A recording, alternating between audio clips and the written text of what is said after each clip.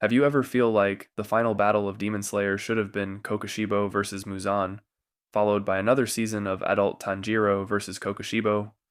And honestly, it fixes almost every major problem people had with the final arc. If you wonder how, then let's analyze based on the event after Infinity Castle. Well, we know Muzan was getting weaker and weaker by the minute. This is the time where the whole story could have taken major turn, because a weaker Muzan losing control over the demons is pretty believable scenario. That means all demons are finally released from his curse, but the biggest turn of event will be in fight of Kokushibo. We already know he was holding back during the battle against Harshiras. If he just hadn't transformed into monster-like appearance, he would have undoubtedly come victorious. So the alternative story would have Kokushibo's neck cut off, but he didn't transform into a monster, rather into his original face. As we have seen Akaza regenerating his original face, not some kind of monster-like appearance. Then after his head regenerated, he actually managed to kill all the Hashiras who were fighting him. At the same time, Upper Moon 4, Nakime lost to Yashiro, and forced to manipulate Infinity Castle against Muzan's will. Muzan left with no choice but to kill her. With Upper Moon 4 gone, the Infinity Castle collapses. Everyone, including Muzan and Kokushibo, are now on the ground. As he approaches the battlefield, he encounters injured Tanjiro, laying on the ground. His eyes immediately notice the Hanafuda earrings Tanjiro wearing, and the black sword at his side. He immediately realizes Tanjiro is a sun-breathing user. Kokushibo enters a moment of genuine shock. Even after all these years, Yurichi's legacy hasn't died. There isn't a single achievement he has accomplished that is above his brother. He is still vastly behind in power, and his own legacy died the moment he became the very thing he once swore to fight against. But he knows the only thing Yurichi failed to accomplish was killing Muzan. So, he asks Tanjiro, "Boy, why do you want to eradicate the demon race?" Tanjiro replied, "The suffering that my family endured doesn't become anyone else's fate." Kokushibo replies, "Demons hunt humans so they don't starve to death. It's very similar to how humans kill animals for food. When suffering is put on humans, it's evil. When humans do it, it's suddenly survival. Now let me ask you, what makes you different from us?" Your silence speaks louder, boy. Muzan Kibutsuji's ideology and goal will take both demons and the humans to absolute destruction. So I ask you, become a demon, and together, we will kill Muzan here. I refuse, that's everything I fight for. Kokushibo, pointing Tanjiro's sword toward him. If we don't kill Muzan, then I will. His death will mark the beginning era of a superior life form. Kokushibo could have killed Tanjiro then and there, but his pride would never allow him to kill an injured swordsman. Then he enters the battlefield and launches a devastating attack on Muzan. Several demon slayers are caught in the chaos. Obanai immediately catch that the attack was not meant for demon slayers, so for better understanding, he orders everyone to pull back. Engaging two demons of this caliber in their current state is practically suicide. Instead, they will wait and watch what unfolds next. But why would Kokushibo suddenly choose to betray Muzan? Because Kokushibo doesn't just want to surpass Yoriichi. He wants to prove that even with less power, he achieved more than his brother ever could. Pushing Muzan to death, something Yoriichi failed to do, would finally give him that victory. Kokushibo believes Yoriichi fought against the natural evolution of humanity. Embracing the demon race is logical. Proving that Yoriichi fought for a meaningless goal is the ultimate validation. What are you doing? This is our chance to end the Demon Slayer Corps once and for all. Regeneration took you much longer than expected. Or are you actually that weak? You will regret those words.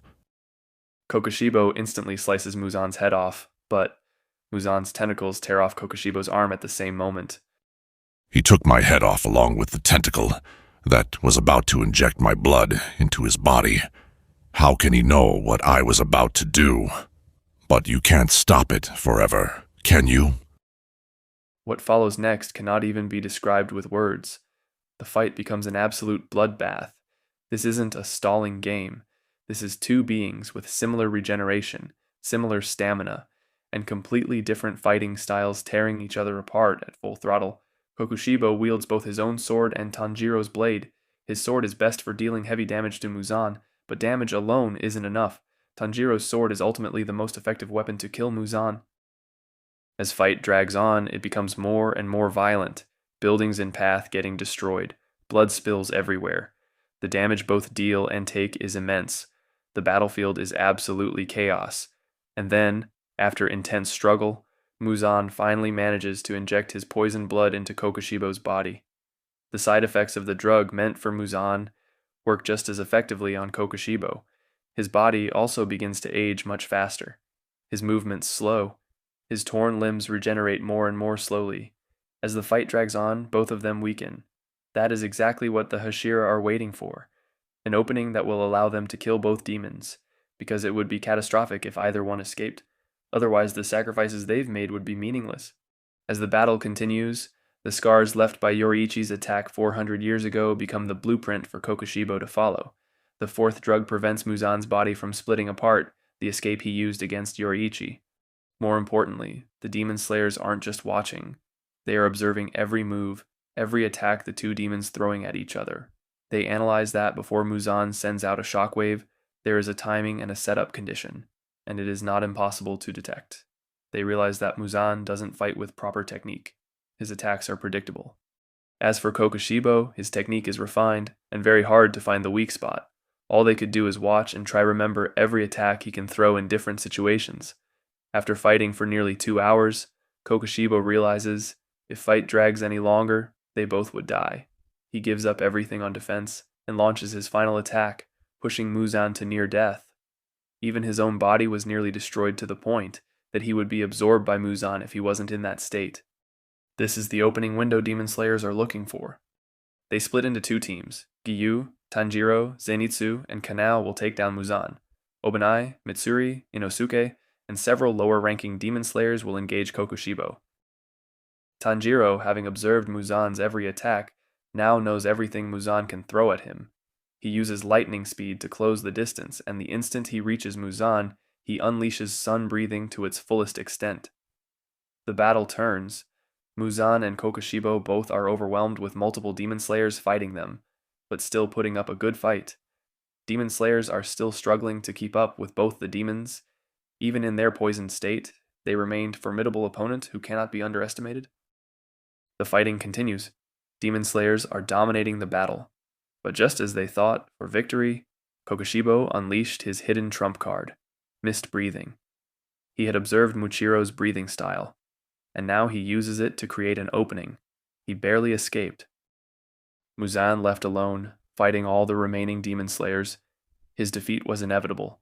Every one of his moves is known to them. And finally, Tanjiro and his friends manage to destroy all of his hearts and brains at once. And there is still 1 hour left before sunrise. They have defeated Muzan without the sun. Kokushibo, retreating, thinks to himself, I need time to recover, but I'm glad I took the risk to leave the Demon Slayers alive before I fought Muzan.